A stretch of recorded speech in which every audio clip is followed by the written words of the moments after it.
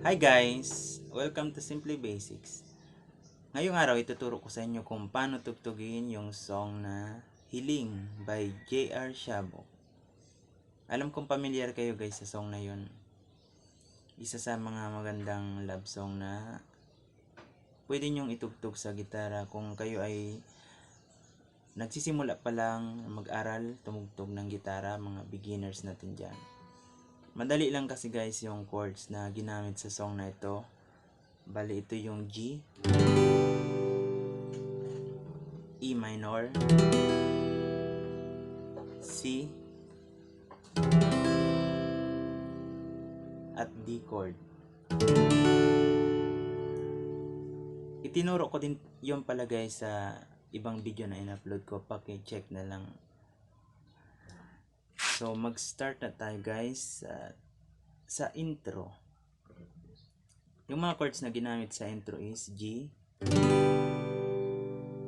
D, E minor, and C.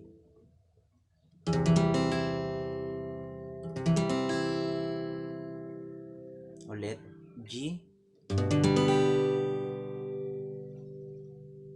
D,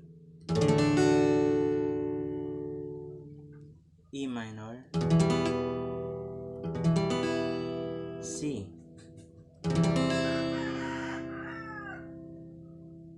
Nakuha nyo guys? Dalawang ulit yun guys. G, D, E minor, C. And then, pagdating sa verse, ganun din ulit yung ginamit na chords. Bali, G, D,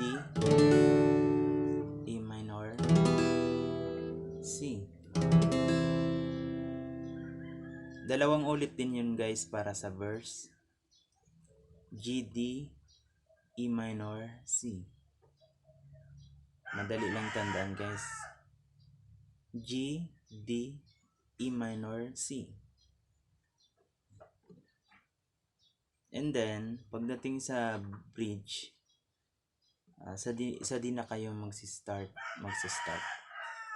D, E minor, C. Tapos balik ulit sa D. Tapos D ulit. E minor, C, D ulit. Yun guys, dalawang ulit din yon. D, E minor, C, D. D ulit, E minor, C, at D. Then after ng bridge, pasok na kayo sa chorus. Sa chorus naman, ito na yung pasunod-sunod ng chords. G, E minor, C, D. Dalawang ulit yun guys. G, E minor, C, D.